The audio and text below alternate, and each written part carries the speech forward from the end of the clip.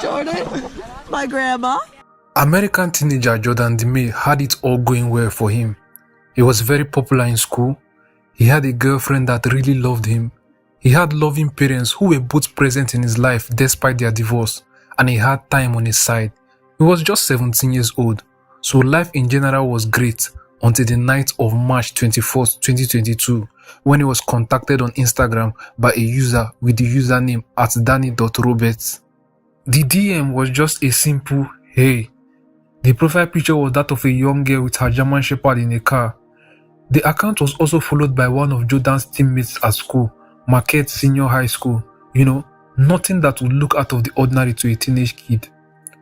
At the time the message came in, Jordan had just come back from his girlfriend's house and he was at his dad's place.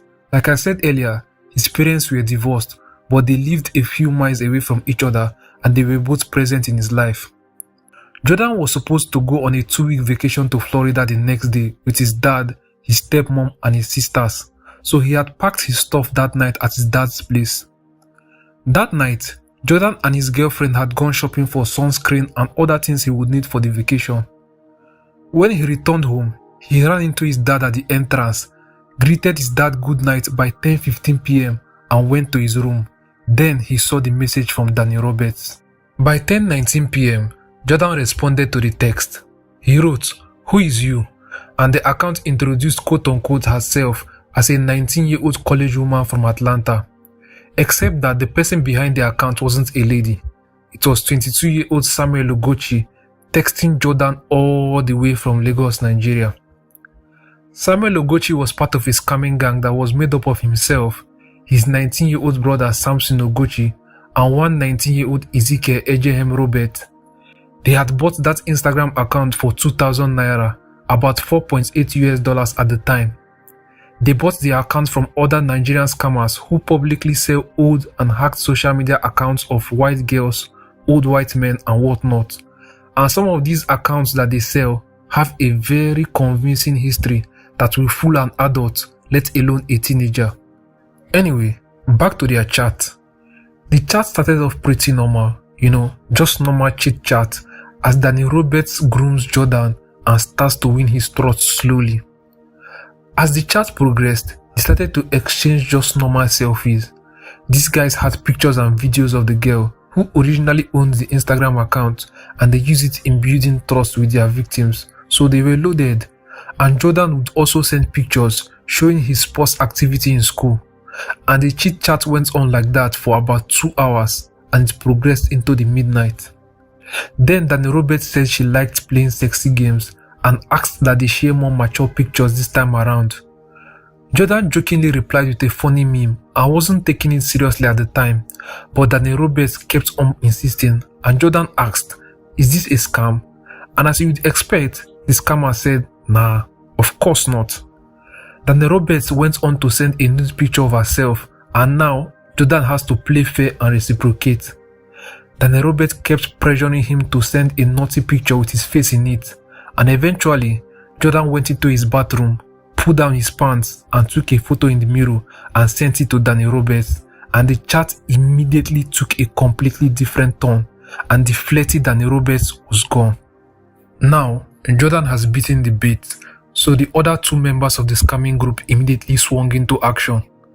Samuel Ogochi had already played his part, so he handed over the chat to Ezekiel Ejehem Robert. Samson Ogochi, on the other hand, immediately started to gather the usernames of Jordan's teammates, his girlfriend, his family members, his classmates, his teachers, and all Jordan's contacts that he could find online. Samson then made a collage of Jordan's nude picture, surrounded by pictures of his friends and family and their social media handles. So, word for word, Dani Robertts wrote to Jordan, "I have screenshot all your followers and tag. Can send these nudes to everyone and also send your nudes to your family and friends until it goes viral. All you have to do is cooperate with me and I won't expose you." At this point, Jordan was still in shock and still processing what had just happened and was yet to reply. And then Robertts wrote again, "Are you gonna cooperate with me? Just pay me right now and I won't expose you." And then Jordan eventually replied. He wrote, "How much?" And then Robertts replied, $1,000 US. Jordan was just a high school student who worked at McDonald's, and all he had was $355, which he had gotten from his McDonald's job. But in order to pacify his blackmailers, he sent them $300 out of the $355 that he had.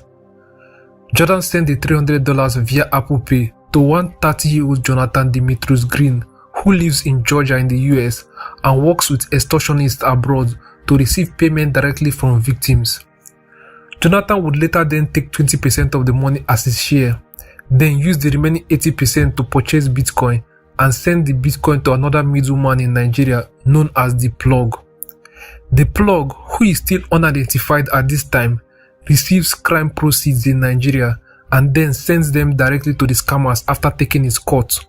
So the Plug received the Bitcoin from Jonathan, took his share, and then forwarded the rest to the Ogoshi brothers and Ezekiel Dani Robertts. Now, back to Jordan. After Jordan sent the $300, these guys still wanted more. They were asking Jordan to send $800 more to them. All this was going on in the middle of the night while Jordan was alone in his room and his family was all asleep. They kept mounting pressure on Jordan, sending him threatening texts and voice notes with their real voices. Dani Robertts wrote, "Watch how I make your life miserable." At this point, Jordan was willing to give them the last $55 that he had, and he even sent them a screenshot of his account balance to prove to them that it was all he had, and Dani Robertts replied, "No deal." Dani Robertts then started a countdown to the moment he would send the picture to Jordan's friends and family. Dani Robertts wrote, 10, 9, 8, and Jordan replied, "Why are you doing this to me?" Dani Robertts replied, "Because it's going to be your worst nightmare." What the hell? These guys can't even spell. "Because it's going to be your worst nightmare. I got all I need right now to make your life miserable, dude." Jordan replied, "I am begging for my own life." Jordan kept on pleading with these guys that he had only $55 left, but all Jordan's pleas fell on deaf ears, and these guys kept on torturing Jordan emotionally in the middle of the night. Eventually, by 3:30 a.m. in the US and 8:30 a.m. in Nigeria, the scammers messaged Jordan's girlfriend Kyla Palomaki on Instagram, and they sent her the collage that Samson Ogochi had made with Jordan's nude picture. At this time, Kyla was still asleep and didn't see the DM, and Dani Robertts messaged Jordan again. "I bet your girlfriend will leave you for some other dude. Just waiting for your girlfriend to get the text. You know what will happen." And Jordan replied, "I will be dead, like I want to kill myself." Dani Robertts wrote back, "Okay, then I'll watch you die a miserable death." And Jordan responded, "It's over, you win, bro." Dani Robertts replied, "Okay, goodbye, enjoy your miserable life." And Jordan replied for the last time. He wrote, "I am killing myself right now because of you." And then Robertts replied, "Good, do that fast or I will make you do it, I swear to God." At this point, the scammers had successfully tortured him emotionally to his breaking point. Jordan didn't realize that he was actually a victim of a crime. Instead, he felt like his life was over and he thought he would never recover from this, as his girlfriend had already gotten the picture and he felt that his classmates would later be sent the picture. Jordan was elected the homecoming king in school, and in his mind, this would really tarnish his perfect image in school, in the eyes of his parents and his girlfriend. So he left his room, went to the kitchen upstairs, and took his father's 40 caliber handgun that was in an unlocked safe above the refrigerator, and he took the gun to his room downstairs. He sat on his bed with the gun, took out his red iPhone XR, and texted his girlfriend Kyla. Jordan wrote, "Kyla, I love you so much. I made a mistake and wish I could continue, but I can't do this anymore. This was a choice I made and I must pay myself." Kyla was still asleep at this time, completely unaware of what was going on. About 11 minutes later, Jordan texted his mom, Jennifer Buta, and he wrote, "Mother, I love you." Jordan then deleted his entire Instagram conversation with Dani Robertts, deleted the record of everything that transpired that night from his phone, and then he fatally shot himself. The exact moment Jordan shot himself, his father John DeMay was just coming back from the toilet and was going back to sleep. John DeMay used to be a police officer and a hunter, but when he heard the gunshot, he was still feeling sleepy and he thought that Jordan had kicked something over in his room. so he went back to sleep. According to John DeMay, this was probably around 3:45 a.m. So all this happened in about 5 hours and 30 minutes from when Jordan got the first message from Dani Robertts to when he took his life. 5 hours and 30 minutes. By morning, Jordan's mom Jennifer Buta woke up to Jordan's text, "Mother, I love you." Now, Jordan and his mom were very close, and that Friday, Jordan was supposed to go on a 2-week vacation to Florida after school. And also, Jordan sometimes stays up late at night to play video games with his friends. So that text by the middle of the night didn't seem off to her. So she wrote back to Jordan, "I love you too. I hope you got a good night's sleep." She went back to getting her daughters ready for school, and minutes went by, and Jordan was yet to respond to her text. Now this was unlike him, so she immediately started to worry. She texted Jordan again, "Are you okay?" Jordan, still no response. Now she started to panic, so she contacted Jordan's girlfriend Kyla to see if Jordan was with her in school, and Kyla said no. Kyla also told her that she had been trying to contact him since she woke up, but had been unable to reach him. All this wasn't helping out. Jordan's mom was really trying hard to hold herself together, so she contacted her ex-husband, who is Jordan's father, John DeMay, and asked if Jordan was still at home or if he had gone to school. John peeped through the window, and Jordan's car was still in the driveway, which was very strange because Jordan was always punctual to school, and by that time, he normally would have left for school. So John went downstairs to check on his son Jordan. He forced the door open, turned on the light, and nothing could have prepared him for what he saw. Jordan was sitting upright in his bed, leaning against the wall, a gun in his right hand, his phone on his lap, and the wall spattered with blood. Jordan was always a happy kid, very popular, very friendly and social. The previous night, he was excited to go on a vacation the next day and had gone shopping for his vacation with his girlfriend. So John DeMay was in complete shock and couldn't understand why his son would suddenly take his life. Jordan's mom on the other end of the phone was waiting, hoping and wishing for good news from her ex-husband, but alas, she was told the news that no mother wishes or deserves to hear, that her only son had taken his life. As you would expect, she was completely heartbroken and devastated. The question on the mind of Jordan's parents was, why? Why would their happy kid, who always had a smile on his face, a kid with a larger-than-life personality, suddenly take his life? That morning, after a 911 call, Detectives Lowell Larson and Jason Hart arrived at John DeMay's house where the incident had happened. Now, normally, incidents like this usually don't end up as a crime incident. It's usually a case of someone willingly taking his or her own life. And at the time, cases of people taking their own lives were very rare in Marquette. So the detectives were looking for something out of the ordinary that would suggest that a crime had occurred. Detective Larson walked into Jordan's room. He immediately took a photo of the scene and then wore black nitrile gloves. The room was messy. Jordan's bag was all packed, ready for his Florida vacation, and the alarm on Jordan's phone was still going off, showing that the kid had the intention of waking up the next morning. Larson looked around and there was no suicide note in his room. There was absolutely nothing that suggested that Jordan was unhappy. Larson took Jordan's phone and put it in a paper bag. He also got the gun and the cartridges, and they were all entered into the case file. I forgot to mention, one of the detectives that showed up at John DeMay's house that Friday morning, Lowell Larson, he knew Jordan's father. They had attended the same school. So not only was this case mind-boggling, it was one that he was very invested in. And as they left John DeMay's house, the question that lingered in the detective's mind all through that Friday was, why? Now, back to Kyla, Jordan's girlfriend. That Friday morning, she was physically present in class, but her mind was absent. She was drowning in thoughts and in worry. By 10 p.m. the previous night, she was with Jordan, so she was wondering what could have happened after they parted ways that night that made Jordan send her that text. What mistake was he talking about? Jordan was absent that Friday morning, which was supposed to be the last time they would hang out before Jordan travels to Florida for his vacation.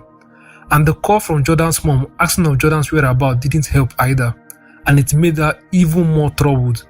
Bear in mind At this time, she was yet to see the Instagram DM from Dani Robertts. That morning, she had called Jordan 3 times and sent him over 8 text messages, but no reply from Jordan.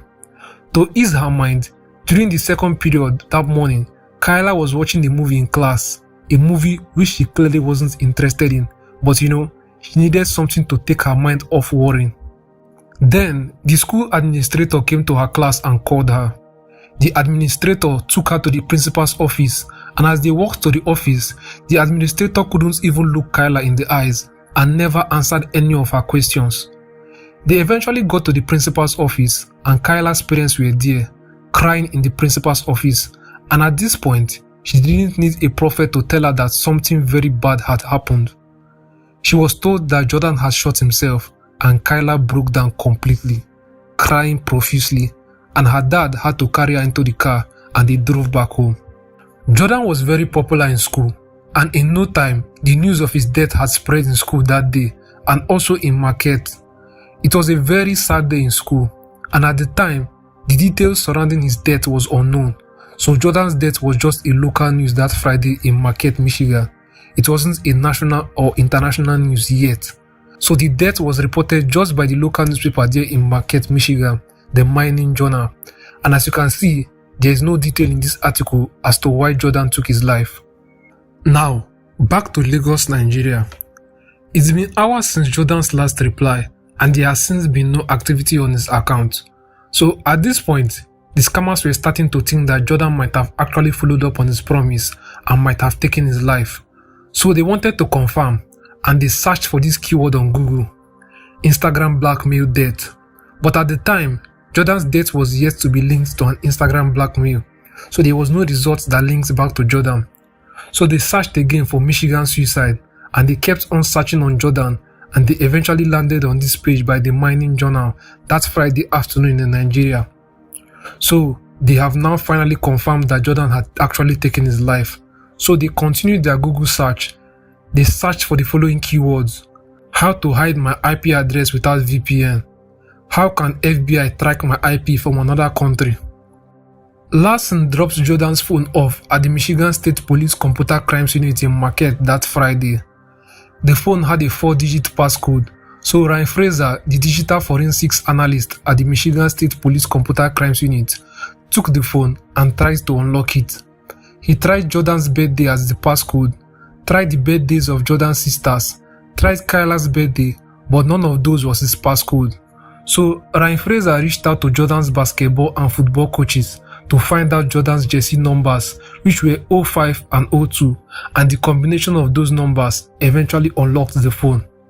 Ryan Fraser then extracted the full file system from the phone and made a report detailing Jordan's usage history up to the time of his death, the apps that were active and the time they were opened, the messages that were sent and the time the messages were sent. It was a detailed digital footprint of the phone's usage. Now, back to Kyla. As you'd expect, she was devastated, confused, and just overwhelmed with what had just happened. She was yet to see the DM from Dani Robertts, and more messages kept pouring in from different people. Condolence messages, people texting to confirm if Jordan was really dead, people trying to confirm the rumor that they had of Jordan taking his life because Kyla dumped him, so her phone was blowing up, making it even harder for her to see the DM from Dani Robertts. Kyla needed to clear her head that Friday afternoon, so she and her friend drove to Prisk Eye Park, where she and Jordan used to hang out and watch the sunset. Right there at the park, she was staring at her phone, trying to figure out the mistake that Jordan was talking about in his last message, and eventually, Kyla saw the first Instagram DM that came in that Friday by 3:30 a.m. from Dani Robertts. No text, just a single collage made with Jordan's naked picture. Jordan was wearing the same t-shirt he wore when he left her house that night, and looking at the time the message came in, Kyla realized that this was the mistake that Jordan was talking about. So much for one day. Kyla and Jordan never exchanged nude pictures, so it was the first time she would see a picture like that. So she told her friend who came to the park with her, "I need you to drop me home now." Back to the scammers. After Jordan had died, you would think they would stop and be remorseful, right? Nah, these heartless lowlifes were not done yet. He then tried to extort Jordan's girlfriend with the same picture after Jordan had died, and this was when Jordan's death investigation took a completely different turn. Kyla left the park with her friend and then texted Dani Robertts. She wrote, "What is this about?" And they replied, "Do you know him?" Well, you can pause this video and read the entire chat. Eventually, Kyla stopped replying to them and they started video calling her non-stop. Man, so much for one day. I'm pretty sure it's a day she would never forget. Regardless of the traumatic experiences she had that Friday, Kyla was still able to make the right decision that day, which was reporting this new development to her parents, which is what Jordan or any teenager in this situation should do. I mean, this was not an easy thing to do. Jordan was her boyfriend, their parents were aware of their relationship, and they had planned on getting married. On her 18th birthday, Jordan wrote in her birthday card, "I want to spend the rest of my life with you.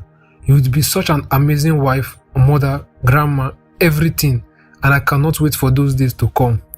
So, bringing this report to her parents wasn't an easy thing to do, but she did it regardless. Her parents then contacted Jordan's parents, and then they informed Detective Larson that Friday night about the picture and chat from Dani Robertts. By 10 p.m. that Friday, Larson spoke to Kyla and she told him about her conversation with Dani Robertts on Instagram, and she also sent him screenshots of their conversation. Finally, the question that bothered the detective all through that Friday had now been answered. He now had a very good idea of what might have pushed Jordan to take his life. The next day, Saturday, was Larson's day off, but he believed that Dani Robertts could be targeting other kids and their lives were in danger too. So he showed up that Saturday at the sheriff's office. Jordan's phone and the report by Ryan Fraser were submitted to the sheriff's office that day. Larson checked and there was no chat history between Jordan and Dani Robertts. Remember, Jordan deleted the entire chat before he took his life. Now, Meta, Instagram's parent company, gives provision for law enforcement authorities to request for preservation of an account connected to an official criminal investigation, and Meta will only release the account's data when a court order has been issued. And in the case of an emergency involving imminent harm to a child or risk of death or serious physical injury to any person, Meta can disclose an account's information without a court order. Obviously, this case qualifies for an emergency request, so Larson reached out to Meta through the portal that was provided for law enforcement authorities. Larson informed Meta that a teenager is already dead and more teenagers are likely in danger at the moment. Meta got back to Larson in about an hour and declines the request. The response from Meta reads, "The request you submitted does not rise to the level of an emergency." Fully aware of the danger at hand, Larson didn't back down. He knew that the only option at this point was to get a court order, and he pulled it off that Saturday. He was able to get a magistrate to sign a search warrant and a non-disclosure order that would keep the scammers in the dark while the investigation was being carried out, and then he forwarded the order to Meta. That Saturday night, a detailed report was sent to Larson from Meta. The report from Meta contained 700 pages of Dani Robertts' conversations, not only with Jordan, but with over 100 accounts belonging to teenage boys in the US. In one of those chats, the scammers were also threatening a teenage boy in Warren, Wisconsin, that same day that Jordan died, and they were telling the kid that they will make him take his life. Man, the ruthlessness of these boys. And these boys were sending the same text to different boys. They had a script, and the blackmail messages were mostly just copy and paste. Those typos you saw were also sent to all their victims. The report from Meta also contains the IP address of the scammers, and with the IP address, Larson knew that the scammers were from Lagos, Nigeria. Larson also believed that the scammers would have looked up Jordan's death online to confirm if he truly had died. So he obtained a warrant to search the IP addresses of people who viewed the article on Jordan's death in the local online newspaper in Marquette, the Mining Journal. Like I said earlier, the news of his death was just local news at the time. 4 IP addresses from Nigeria were among the page visitors, and one of the IP addresses matched the IP address that Meta released to Larson. It It was now an international criminal investigation, so Larson reached out to a friend in the FBI in Michigan and asked for assistance, and the FBI came on board. They sent court warrants to Apple and Google and were able to get into the iCloud and Gmail accounts of these guys. The FBI found more pictures of the girl who originally owns the hacked Instagram account, Dani Robertts. They found evidence that the boys bought several hacked Instagram accounts, including Dani Robertts, the one they used in contacting Jordan. They also found their blackmail script in their mail, and the script contains the exact text that they sent Jordan and their other victims. The FBI continued with their investigation and kept on gathering a mountain of evidence against these guys. Finally, in November 2022, Samuel Ogochi, Samson Ogochi, and Ezekiel Ejehem Roberts were indicted in the US on 4-count charges of sexual exploitation and attempted sexual exploitation of a minor resulting in death, conspiracy to sexually exploit minors, conspiracy to distribute child pornography, and conspiracy to commit stalking through the internet. At this time, they were still in Nigeria carrying on with their lives, completely unaware that they had been indicted in the US. The following year, early 2023, FBI agents traveled to Lagos, Nigeria for Jordan's case, and also, at the time, there was a surge of extortionists from Nigeria targeting teenage boys in the US. There were a lot of agencies involved in this case, as the US was seeking the arrest and extradition of these boys. The EFCC, Economic and Financial Crimes Commission, Nigeria's Minister of Justice, International Cooperation Department of the Nigerian Office of the Attorney General, the US Department of Justice's Office of International Affairs. I can go on. It was a joint operation that involved Nigerian and American agencies. Anyway, acting on the information provided by the FBI and based on Nigeria's criminal laws on extortion and internet fraud, the two boys, Samuel Ogochi and Samson Ogochi, were arrested by the EFCC in February 2023 in Ojo, Lagos State, Nigeria. The boys hail from Nasarawa State, but they reside in Lagos. Their father is a retired military officer, and their mother is a petty trader who sells soft drinks. Ezekiel Ejehem Roberts was arrested later on in Nasarawa State by the EFCC. In May 2023, on behalf of the FBI, the EFCC initiated the extradition proceedings at the Federal High Court, Abuja Judicial Division, against the Ogochi brothers and Ezekiel Ejehem Roberts. During the extradition proceedings, the US government said that they would not be seeking the death penalty for the boys. On the 20th of July 2023, Honorable Justice Binta Yako ordered that the Ogochi brothers be turned over to the United States to face the charges in the indictment. And on the 3rd of August 2023, the Solicitor General of the Nigerian Federation, Beatrice Jedi Agba, signed the final surrender order, authorizing the United States to take the Ogochi brothers to Michigan in the United States to answer for their crimes.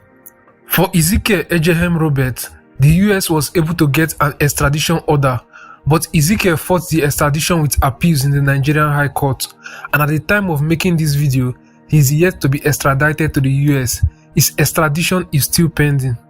On Sunday, August 13, 2023, the Ogochi brothers left Nigeria for the first time in their lives. Not for vacation or education, but they left in government bangles as they were being extradited to the US to answer for their crimes. They arrived in Michigan that Sunday and appeared in federal court in Grand Rapids the very next day, Monday, August 14, 2023. Long story short, the boys took a plea deal in April 2024. A trial would have cost the state more money. A lot had already been spent on this case, the extradition and everything. This is the plea agreement for Samuel Ogochi. It's a 14-page document. You can pause this video to read it slowly. I will also leave a link to the plea agreement in the comment section. So, in the plea agreement, he pleaded guilty to only count 2 of the indictment, conspiracy to sexually exploit minors. He didn't plead guilty to the other 3 charges in the indictment. And this is the plea agreement of the younger Ogochi, Samson Ogochi.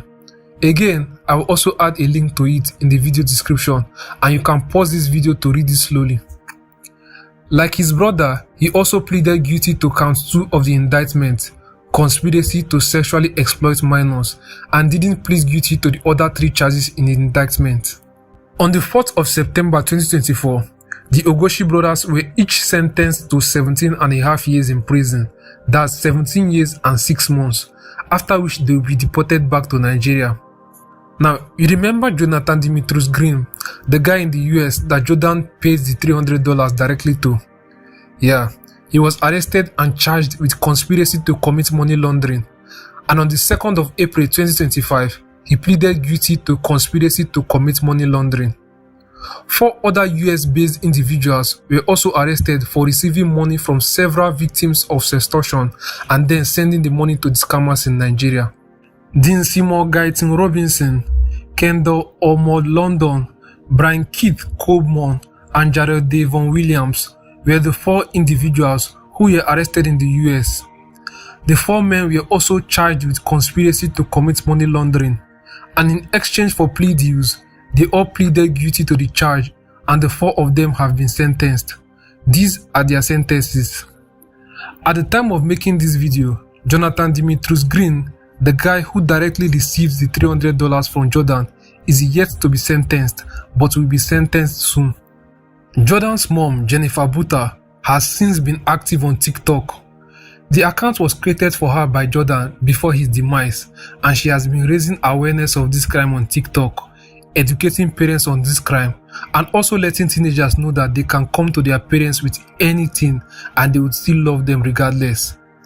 Jennifer Buta and her ex-husband John DeMay have granted numerous interviews and have publicly shared their son's stories to raise awareness about this dangerous crime that targets teenage boys. And in one of her interviews, Jennifer Buta said social media companies should be held responsible for the activities that happen on their platforms. Before the boys were sentenced, Meta took some actions to fight sextortion scams. Meta took down 63,000 Instagram accounts in Nigeria involved in sextortion scams that targeted young boys in the US. Meta also took down 1,300 Facebook accounts, 200 Facebook pages, and 5,700 Facebook groups, all based in Nigeria.